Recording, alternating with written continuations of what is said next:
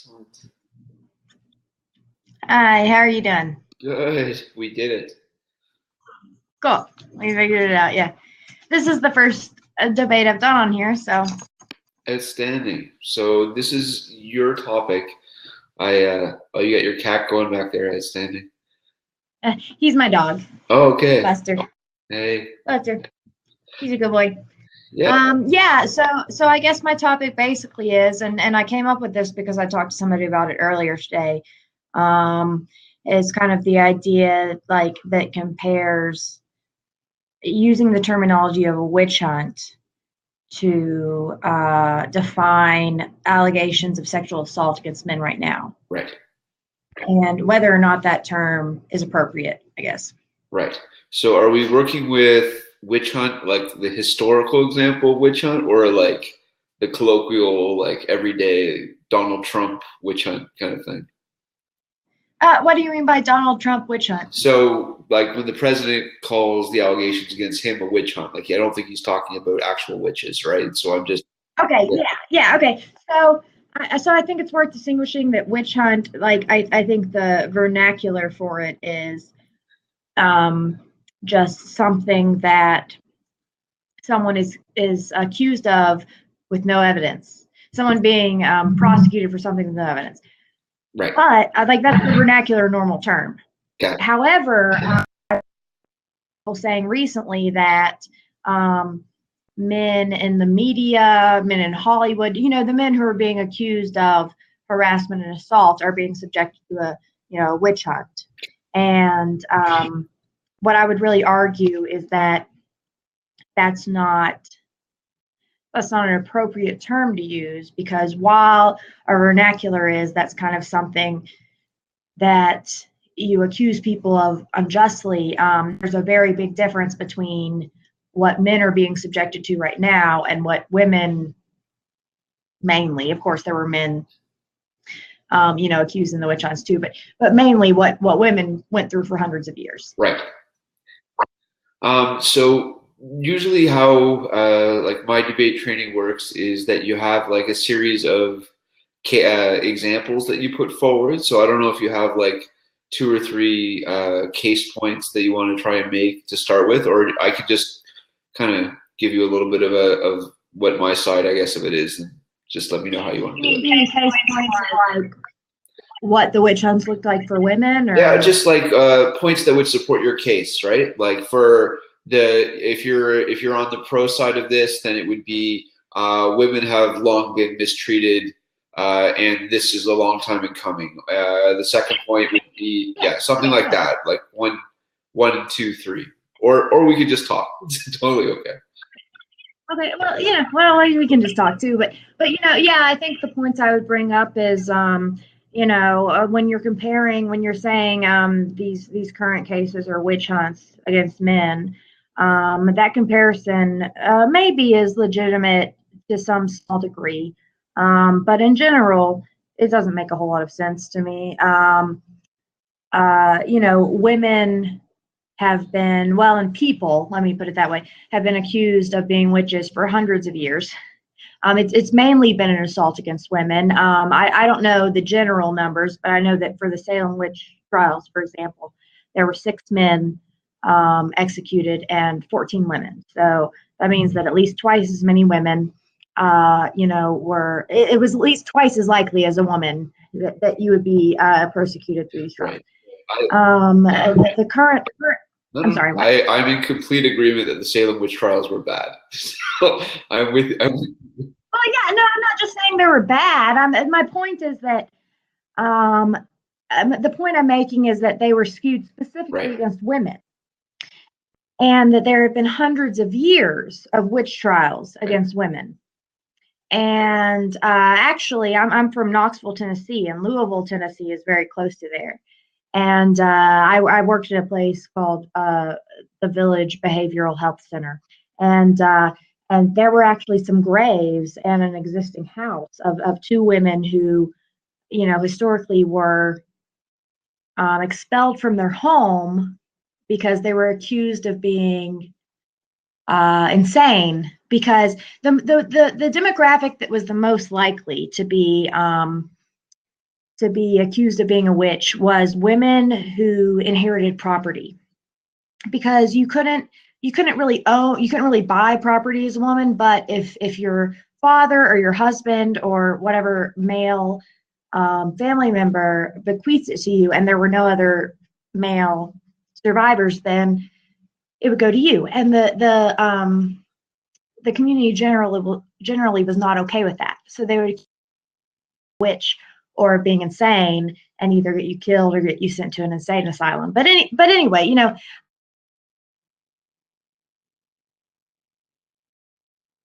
my point is that you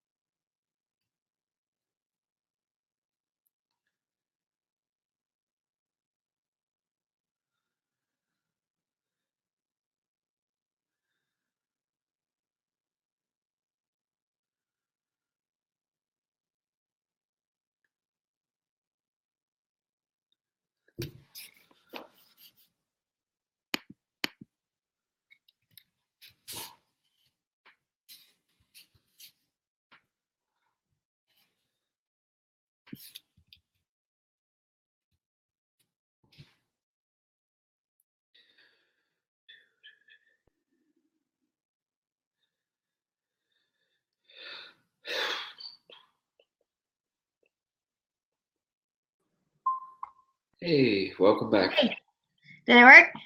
Oh yeah. All right, I kind of lost my train of thought. What was the last question you asked me? I think we were trying to get to how the historical witch trials kind of like resemble what women are going through, have been going through for a very long time. So, I really was more, what I've been seeing is people comparing what men are going through recently to witch trials. right, Like there's this big, thing going on in the media, and all these guys are being accused of sexual assault. right, And don't get me wrong, I think some of those accusations are questionable, particularly with, I'm not great with celebrities. So Al Franken, right. and also, is it Keeler? Anyway, those are just two examples of where, if you really look into the evidence, it seems like they were fired. Al Franken in particular was fired over like one instance of Right. sexual harassment, and Kyler as well. He's an older guy, and he was basically like, I'm not gonna argue it. Like I've worked for this place for too long. I'm not gonna deal with this. I would have retired anyway. He's like 75. But yeah, anyway, I keep seeing people online saying this is a witch hunt for men. And I completely disagree, because the witch hunt for women consists of hundreds of years of women being burned at the stake. And don't get me wrong, men were there too, but it was much more likely for women to be burned at the stake. And hysteria, which by the way, the root of the word hysteria comes from, I think it's something like hysteris, which means uterus, which which basically means like you're crazy because something's going wrong in your womb, which has been since proven to not be a real condition. And basically just, yeah, like it's not fair to call this a witch hunt right now, because this history of, like before, you have this history of hundreds of years of people targeting women, and targeting women to call them witches, to get them, mainly the people who are the most targeted as witches were women who had somehow inherited property, because generally women couldn't inherit property, Right. but if their father or brother or somebody let them, they could. So the general public didn't like that, so they would often accuse them. But then also just that this has been an ongoing terrible thing where people are being burned at the stake. And then I'm seeing all over Facebook, oh, it's a witch hunt against men. And historically, men have not been being held accountable for sexual harassment and sexual assault, especially in Hollywood. Oh, yeah, And absolutely. exactly. And you know, the research says that 97% or so approximately of women are telling the truth about being sexually assaulted. Yep. Now, you know, there are some unfortunate women who lie about or exaggerate this, which hurts the cause for everyone. But you know, in general, it's just incredibly inaccurate to call this current thing a witch hunt, because witch hunt implies hundreds of years of oppression, burning of the stake, torture, pain, and what's happening right now is men actually being held accountable for their actions. Right. Okay, so this is what we call in debating a very high bar. I have to, in order to come out on top of this debate, I would have to try and prove that that men are being treated as badly as women during the witch trials. So I don't know that I can do that, but I am going to try and have an argument on this side. So yeah, just come up with whatever whatever you would like to talk about it is fine with me. No, yeah, I have some stuff here for you. So I think that it's possible. For starters, we have to kind of look and see that there have been some very well-intentioned movements that have started off with really good intentions and have kind of gone off the rails a little bit. And I think that when you talk about something like the Salem witch trials that got completely out of control, you know, there's always a point at which these things just kind of, whatever purpose they had at the beginning, it completely goes off the rails. So if you look at things like the Black Lives Matter movement, which you know, started off with a lot of people taking problems against these horrible videos that they were seeing on the internet about you know, police shootings. A lot of people had great sympathy for that movement. There was some moments where that movement started to lose a little bit of support. There's other things about other moments like free speech on college campuses, which has been a really big issue. But now a lot of colleges are saying that their students that it's gone too far and that free speech is being suppressed. So there are these movements that can kind of, you know, start with really noble goals and get out of control quickly. And that's sometimes a very big problem. So I think the biggest thing that I worry about with this topic is a lack of due process, which is something during the witch trials that there absolutely was not granted to women, right? So if you look over the course of history, women have been at a really bad disadvantage when it comes to due process. You know, they were, for the longest time, they had no rights at all, and then, you know, rights that their husbands would provide them, and then there's all kinds of images. I did an essay for school once about women in Hooters restaurants that have to sign contracts, you know, that if they are, you know, if they are harassed, there's a process. They can't sue the company. There's, you know, there's limits put on what they can do to respond to that. Is kind of a modern example. But in terms of what's going on with the accusation against men right now, it's a little tough to take at times, because if you look at the due process, What? I'm sorry. It's a little tough to take with some of the examples that we're seeing. And so Okay. I'm just going to go through a couple of things really quickly. Like, one, everybody under the law has the right to seek to file a complaint with the police, right? So if you feel that you've been harassed badly or mistreated to a serious degree, your first option that you have is to go to the police and file a criminal complaint. All right, that is, you can then get law enforcement on your side, and if you file a false report, then you would be arrested for that. So that's something that we kind of all have access to. There are a lot of good reasons why women don't do that. So we can agree on that. But the second thing is, so in a criminal case, you have to be proven guilty beyond a reasonable doubt, or there's no conviction, right? So it's very hard to prove sexual harassment in that way. The second thing we all have is we all have access to civil courts, right? You can sue somebody if you were harassed in the workplace, or if your boss harasses you, or if your partner harasses you, you could file a suit against them in civil court. And in civil court, it's like the balance of probabilities, right? It's not 100% guilty beyond a reasonable doubt. You just have to prove that the person probably did it. And at that point, so there's civil courts available too. So what we have now is a situation where people are not using the criminal justice system so much to call attention to the abuse that they're alleging.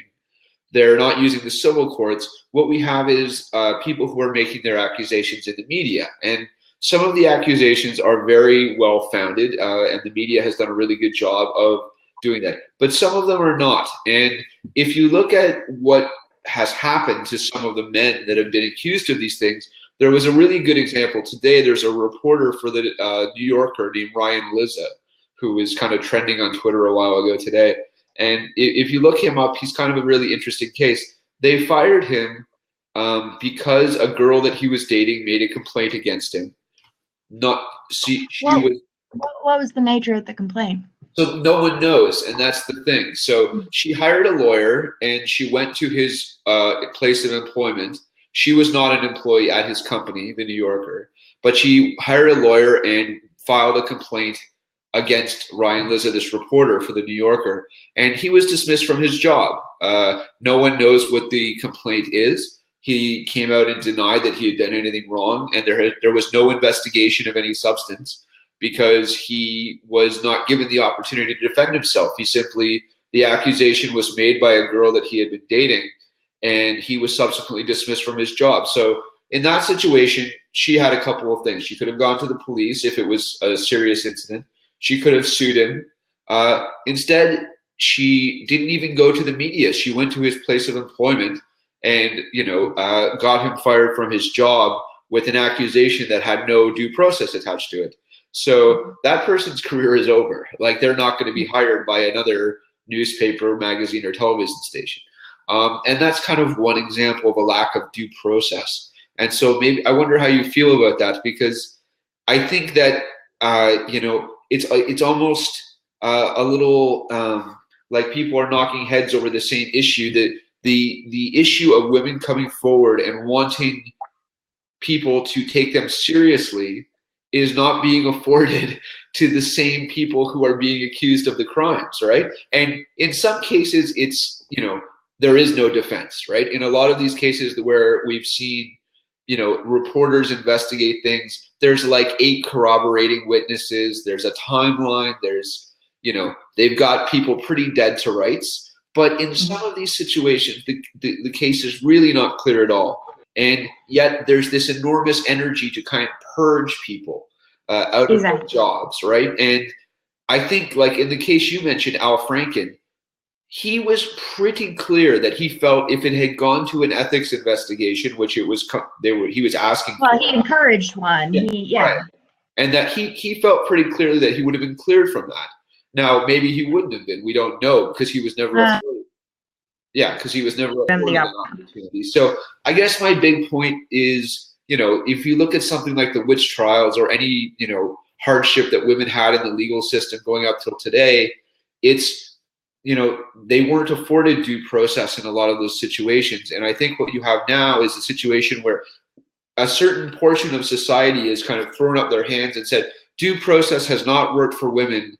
We found these alternative methods of making our accusations that do not require, due process. They just require social pressure. So if we can get somebody fired from their television show or from their political job or from their report because of social pressure, that means that we don't have to file a police report. We don't have to sue them and incur legal damages. It's pretty cost-free for the accuser, and it's incredibly damaging to the accused person. So, I agree entirely that a lot of the cases we've heard about in the media have been damning, and these people should absolutely suffer the consequences. But the problem becomes when you have this movement that goes off the rails, and all of a sudden people where the accusations are far less serious and far less defined are given the same punishment, which is your career is over. You must go home. You must leave your job, right? So I think that's kind of my biggest concern. Okay. Well, you touched on all of things, and so I hope I can kind of keep them straight, and maybe you can kind of remind me of your points as I go through it. But I think kind of the first thing you mentioned was the problem with why have you not gone to the police? Right. If something is that serious. Well, we all have the right to go to the police, right? Like it's not a great option. We have the right to do so. Yeah. Yeah, absolutely. So I guess the first thing I would say about that is, you know, just kind of as my background, that I've worked with a lot of women. I'm in mental health care, so women in particular, and especially adolescents, teenagers, and I myself personally, you know, have experienced things like this. So, you know, when you ask why not go to the police, it's really about that 90% of the police force is male, and 90% of the police force doesn't take sexual assault accusations seriously, and 90%, and I'm just making these numbers up, by the way, but you know, the majority of sexual assault allegations can't be easily proven, because like for me personally, you know, I've been in those situations where it was sexual assault, but I couldn't prove that it was not consensual. Right. Because there was no one else around, because alcohol was involved, because, you know, whatever those things are. So if you go into a hospital, like this is what it looks like. If you report sexual assault as a woman, this is what it looks like. You call the police. 50% of the time, more than likely, you're going to get a police officer who immediately starts asking you, where were you? What were you wearing? What were you drinking? Starts blaming you for this. Yeah. Not like you're not already blaming yourself, you know. And then you go to the hospital and you get examined. You have to spread your legs on the table. You have to have somebody poke and prod at you after you just got sexually assaulted to do the rape kit. Half the time, the rape kit sits there for months before anyone even looks at it. Huge backlog. Yeah, absolutely. And then, of course, the final thing comes down to nobody believes, for some reason, and I don't know why this is, I don't understand the law very well, but it's not considered proof or evidence if you yourself say, this person raped me, although you have no motive. You know, like a big part of the law is you have to have a motive to commit a crime. Well, it's a crime to make false allegations against someone. And why would you make those false allegations when you know that, you know, they're your friend, they're your ex-boyfriend? Everyone's going to hate you for it. Everyone's going to think you're lying. All your friends are going to say, you know, you're trying to ruin his reputation or whatever it is. But in reality, you know, when I was 15 years old, I worked at Chick-fil-A. And I had a 22-year-old manager when I was 15 years old hit on me, and all the time. And at one point, I think the worst thing I heard him say was, do you suck dick? You know, and I never told on him. And you know why? It was because I didn't want to hurt his reputation. He was in line to get like a new store. He was in line to open his own Chick-fil-A, and he would have been doing a big deal, you know, and I didn't want to hurt his reputation. And then these people say, oh, women are trying to hurt their reputations. Like, no, we're not. We're trying to not hurt their reputations. We feel bad about it. And not to mention, we realize that if we tell everybody that their best bro is a rapist, they're not going to believe us and they're going to hate us for it. You know, so that would be my first point, is that reporting is so much more complex than the average person thinks it is.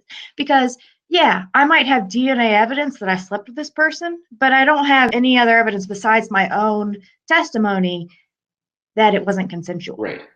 So I completely agree. The police option is not a great option, and that's why we have a couple of other options that people can use. And remind please what points you made. Yeah, so we all have the ability to go to the police, right? And it's all kind of a due process argument that I was making, which is if you go to the police and you don't think that's a good option for you, you can also sue this person in court, where the idea of what you have to prove is a lot less, right? At that point, you're getting money off of them. You're not sending them to jail. But, you know, if you get a restraining order and you go to a civil court, you only have to prove that it probably happened. You don't have to prove that it absolutely happened. right? Now, a lot of people don't have access to a lawyer. And if you exactly, I was going to say the monetary issue. Right. And if you lose, then you have to pay the other person's lawyer bills, which is terrible. So again, that's not a great issue either. But the problem exists when we have a system where there is no due process at all. Because what I think is happening a little bit is people are starting to make the argument that false accusations do not exist, right? And false accusations may be very, very rare, like 1% or less in all cases. But the well, to be accurate, it's thought it's been projected that less than % of women are lying about assault and harassment. Yeah, as compared to, I would just point out, about 10% of people who lie about being stolen from. Right, absolutely, right? It's very low. It's very low. The problem is, as long as there is some percentage of false accusations out there, we have to have a process. Because well, absolutely, right.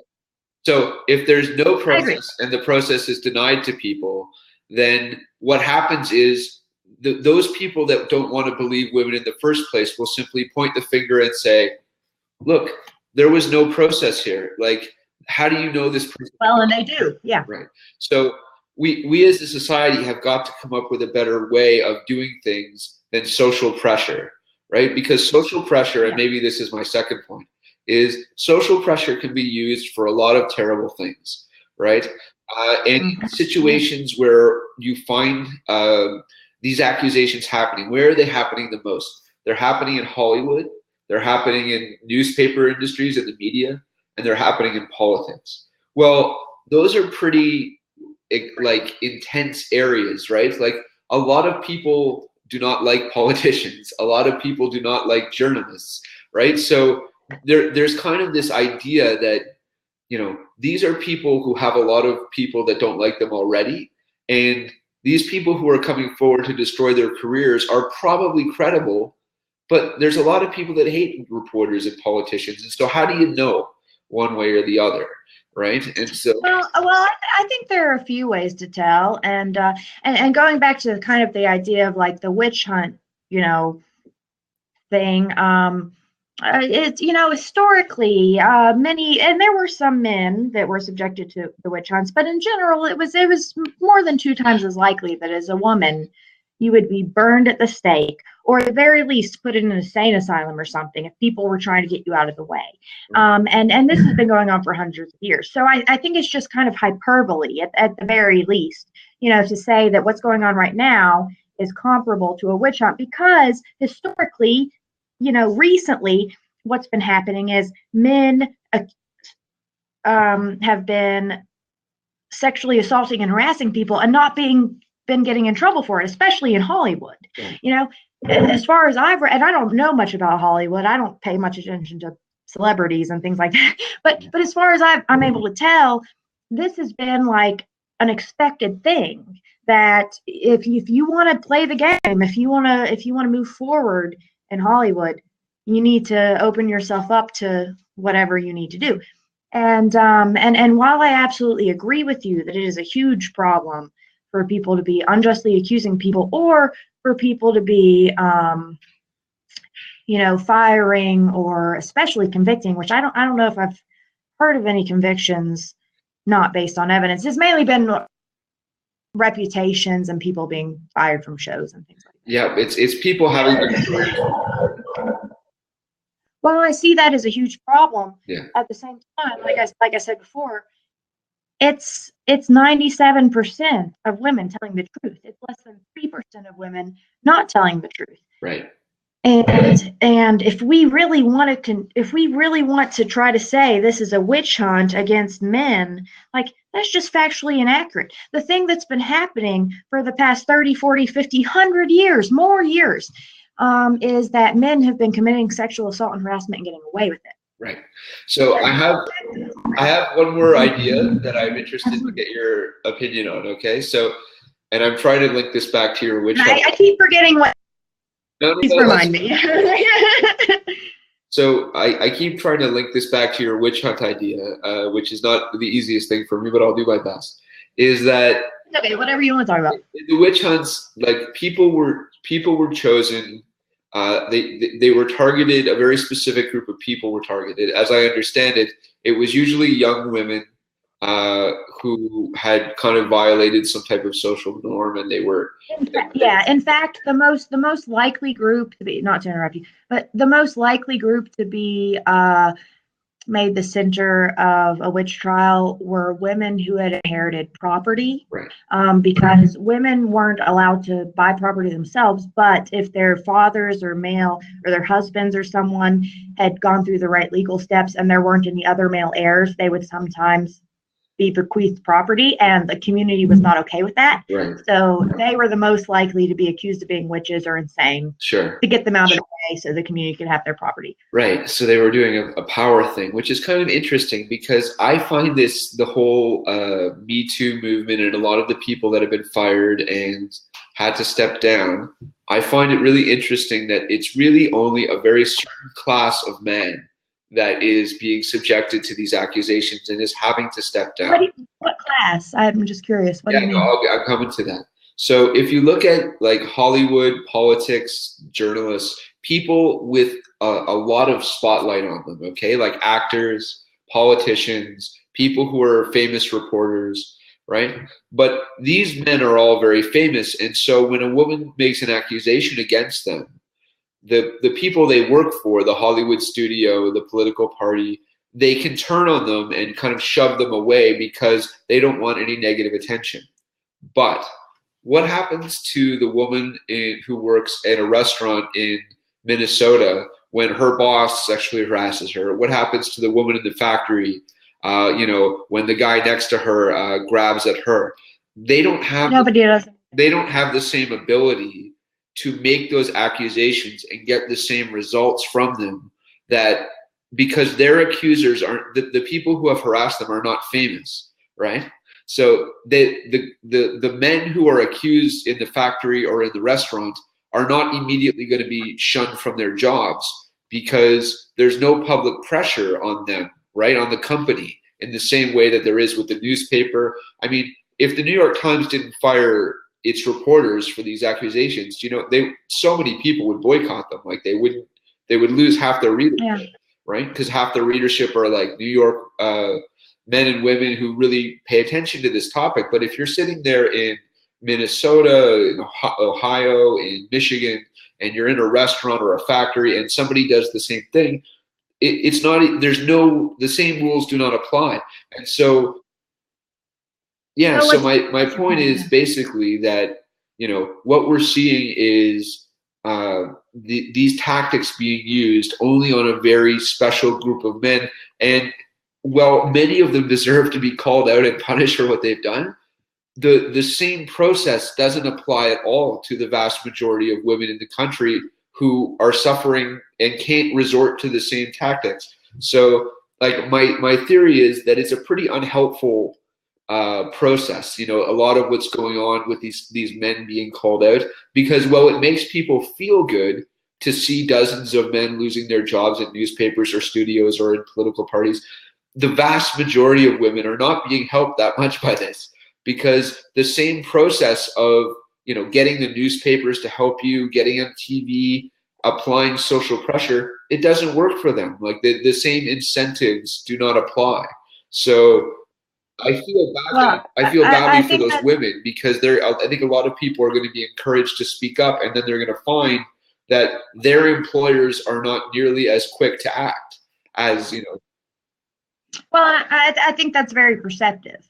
Like I absolutely agree. Now, as far as I understand it, like I was saying earlier, there's kind of a history in Hollywood of, you do the sexual acts, you get the job or whatever. Like women have been expected to do this for a long time. But I kind of disagree that it's completely unuseful, because just in general, it has been taboo to talk about this subject. And taboo to say I've been raped or I've been sexually harassed, or and even still, this is a shameful and difficult thing to share with people. But like I personally, this has been a kind of a passion of mine for many years. Women's issues in general, but specifically sexual assault and sexual harassment. And so, it's something I've been talking about and campaigning about for a long time. So I've been really excited that this is something that's become,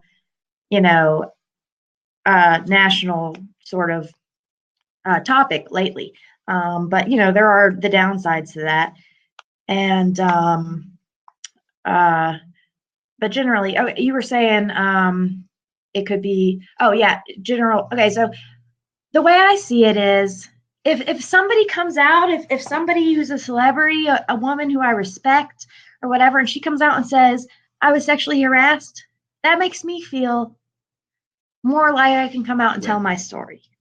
And you're absolutely right in saying that we're not going to get shit for it. Like I would share an anecdotal story of a guy from my hometown who I kind of, loosely, a loose term, it would be campaigned against him for many years because he was sexually assaulting and physically assaulting many women, like over a dozen women that I know of. And he was charged with sexual assault finally. There was a girl who asked me, actually, should I charge him for sexual assault? And I said, it's up to you, because it's going to really suck. Because I already knew, like, you're going to go through a lot of shit. They're probably not going to believe you, and, but she did it. And he was really wealthy. He got a really good lawyer, and the judge just dismissed the case without even hearing it. When there were over a dozen women willing to testify against him, over a dozen women I knew of, and there are probably more, who were willing to testify that he had raped them, broken their bones, abused them, all kinds of different shit. And so yeah, you're right in that the average woman does not have a good resource for this. However, I think it's, I don't know, discouraging or something to say, oh well, this is giving the average woman false hope.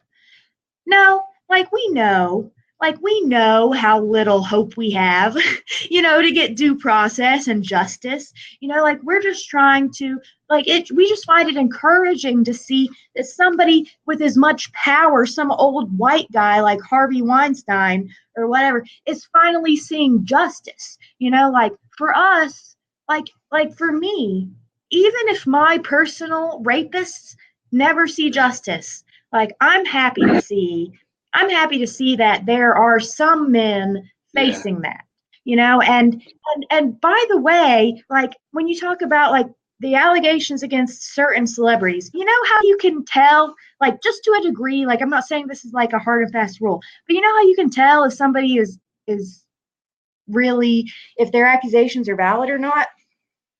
How many of them are there? If somebody has 8, 10, 12, 14 allegations against them, they're probably guilty. Like, I'm not saying like we need due process. I agree. But do you know any guy, like any friend of yours, who has 14 rape or sexual assault or sexual harassment charges against him? Like, no, because that doesn't happen to like the average dude, like that happens when you are actually, and maybe not all of those allegations are true, but that happens when you're actually sexually harassing and assaulting people. And from my own experience, I have never accused someone of anything because I wanted to ruin their reputation. Far from it. I think that the one danger area is that a lot of the accusations that are being made, like if you had 5 or 6 women come forward and charge you with something with the police or sue you in court, that would be really damning, and you would probably be convicted just on that. But if you have 5 or 6 women call you out on social media, or go to your employer, or go to the news, well, that's another thing. Right, it is a completely different thing, because none of those, not the first person, not the second person, like in combination, it may seem like a really good thing. There was a case up here in Canada we had a radio. Are you in Canada? Yeah, that's right. Yeah. Cool. Yeah, we had a radio talk show host named John Gameshi, who was a real sleazebag, and he got in a fight with his girlfriend, and the girlfriend pressed charges against him. And then she went on a really long hunt for other girlfriends of his who were really not happy with him either. And a lot of these people came out in the media and said, he had mistreated them and things of this kind. And the sum total of it, really vilified this guy in the press, and he wasn't a nice guy. So, but it really caused a lot of damage, because in the end, the original person was deemed to have made a false allegation, right? So all of the other stuff that was not actually, that was just floating around in the media, right? It wasn't, they were telling their stories of his bad behavior, and he may have been a complete sleazeball, but he almost went to prison for the rest of his life. And the real person who had charged him with something, with that allegation was false, right? Like, it wasn't a allegation. Why did he not go to prison? Sorry? Why did he not go to prison? They tried it. Because it was only the one girl at the beginning that had charged him with anything at all with the court, right? And a lot of the other people were out there in the media saying, yes, I went on dates with this guy. Yes, he's horrible. Yes, he mistreated me, et cetera, et cetera.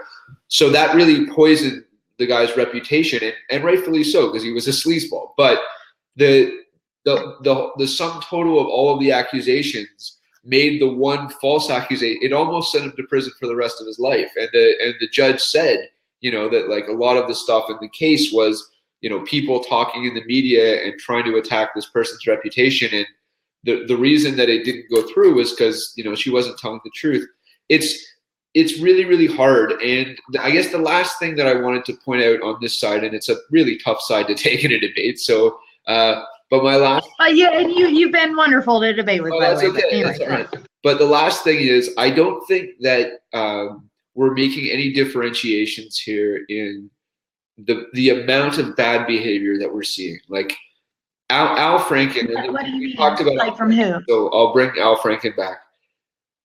The accusation that was made against him, the first one, was pretty bad, that he had actually, kissed this girl against her will and so on and so forth. But a lot of the other stuff, I personally, from what I've seen, it seems to me like he's innocent. Right. And a lot I'm not positive, but right. A lot of the other accusations were women came up to him to take photos with him, and they didn't like where he put his hands when they were taking the photos with him. And a lot of it was, like, where did he put his hands? Right. A lot of it was on their side or on their butts or wherever. And you're on your butt is obviously not okay, just by the way. No, it's definitely not okay if it was true that that's what happened, right? But like the thing is, these were photos taken in public at the request of the woman to start with, right? So he's not going up to women. Women are coming up to him and asking to have their photo taken and to have his arm put around them. And then we have a problem with where they're not asking to have their butt grabbed. Right, though. Right. So I'm not defending Al Franken. Here. Okay. Go on. Yeah. That if he did what they said in terms of like putting his hands where he should not, that's bad. But it is a far less serious caliber of bad than many of the other like terrible harassment and rape and abuse stories, right? And yet the punishment for all of this stuff seems to be the same. Like nobody gets charged with a crime, nobody gets sued in court, everybody loses their job, right? And so what we have is like smaller amounts of abuse for less terrible things, still bad, but less terrible, and really, really awful things that people should be going to prison for. And the punishment for everybody is your career is destroyed. And well, and kind of going back to that idea of the witch hunt, for hundreds of years, women and men, but mainly women, were targeted. For hundreds of years, men have been getting away with sexual assault and harassment, especially in Hollywood. This has just been the norm. So, I agree with you that that's absolutely a problem. And I also agree with you, to be honest, that there are degrees, because, and this is something that has evolved with me, because, as it's probably become clear in this conversation, I'm a sexual assault survivor, and I've experienced many different forms of sexual assault and harassment many different times from many different people, chiefly from people I knew and trusted, often from ex-boyfriends, things like that. And